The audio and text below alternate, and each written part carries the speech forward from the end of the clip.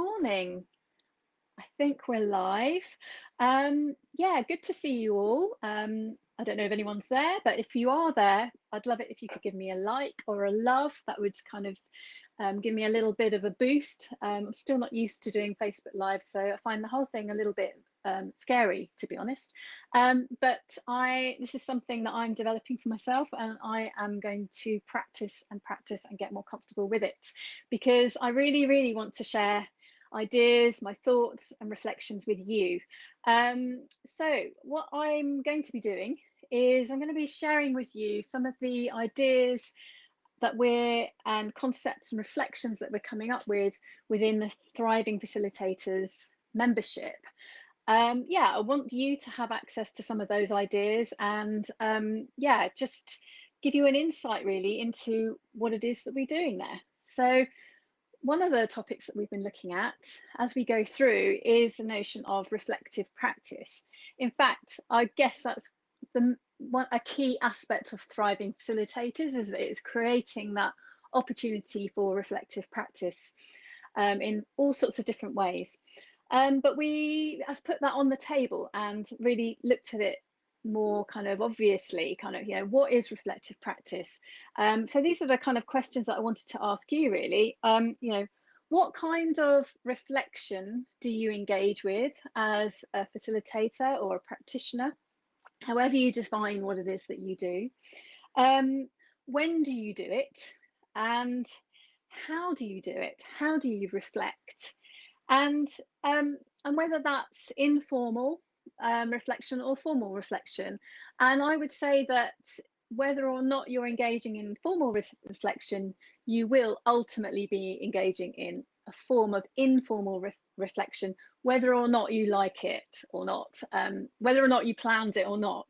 And one of the things that came out of our conversation recently was that a lot of practitioners are engaging in formal processes of reflection, but also there's the informal process that goes on, often in the form of sort of thought narrative that goes on after an event, and that notably often that informal reflection is quite negative and quite challenging. And so it's worth just kind of acknowledging that for yourself. Hello, if you're watching, I know that there's someone watching, but this program doesn't tell me who. So hello and welcome. Yeah, give me a like, give me a love. If you're interested in what I'm saying, and that would be great.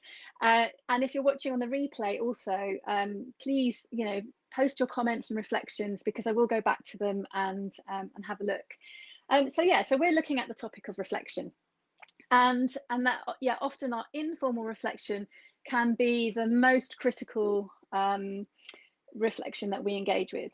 So the first thing that I wanted to ask you to reflect on is around the kind of lens that you reflect. So what kind of lens do you, so if you're wearing a pair of glasses, what kind of glasses are you wearing that that help you to reflect? Are you wearing your critical glasses when you reflect?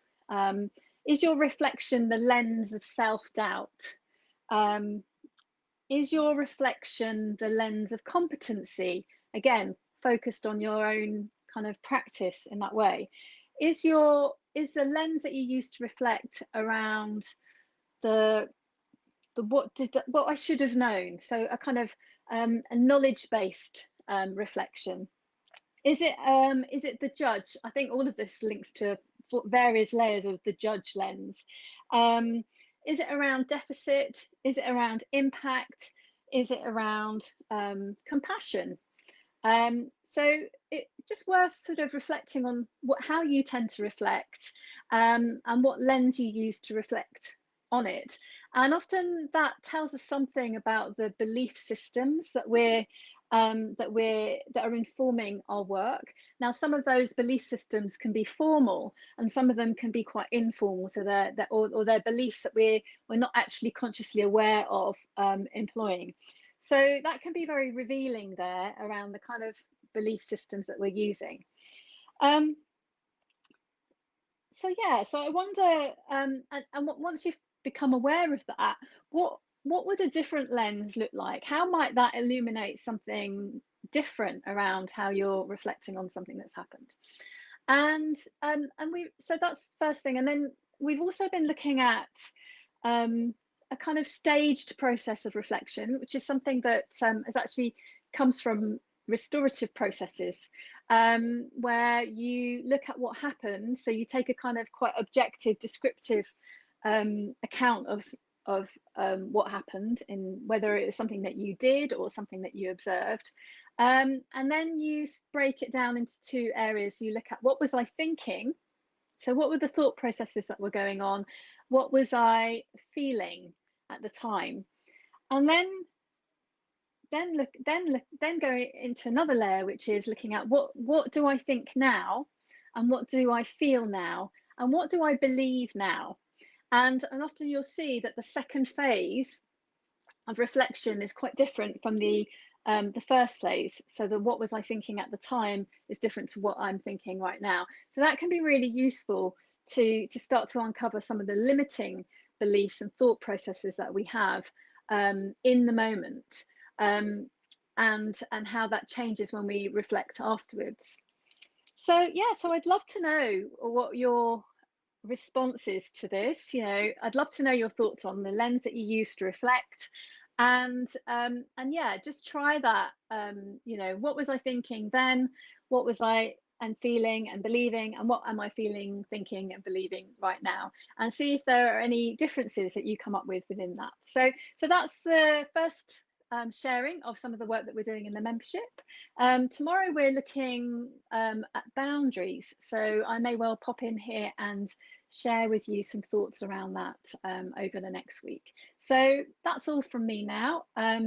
Yeah, do comment below and let me know what you think. I will be watching the replay, so if you watch this on replay, I will still be loving to hear what it is that you think about what I've said. And until next time, enjoy the rest of the day. Take care. Bye.